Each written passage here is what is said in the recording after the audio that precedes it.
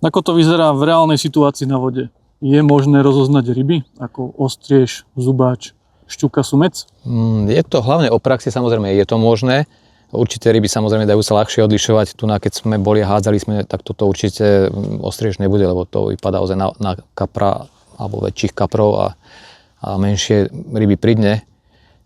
Čiže týmto spôsobom viem si odlišiť určité druhy rýb.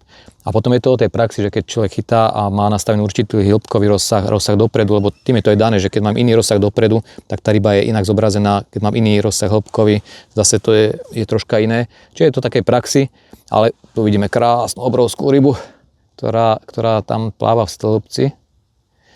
A takisto aj pri dne, keď je sumec alebo zubač, keby tam bol, tak zase je to podlhovastejšia línia vykreslená oproti napríklad kaprom. Takže určite to je možné a môžeme si predstaviť, alebo zobrazíme si, alebo ukážeme si vlastne, čo rybári ako používali sonar a čo chytili. Takže ukážeme si pár záberov aj z praxe.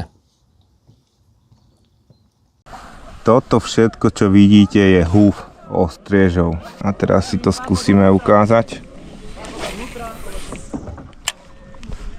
Nechám si to pekne klesnúť. Tam je strom a oni sú okolo stromu.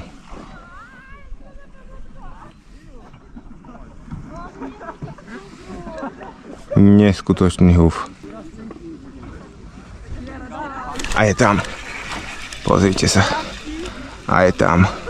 Vidíte ho? Ako ho ťahám a ostrieže ho sledujú ešte. Vidíte? Pozrite sa na ňo. Bum, ostriežik.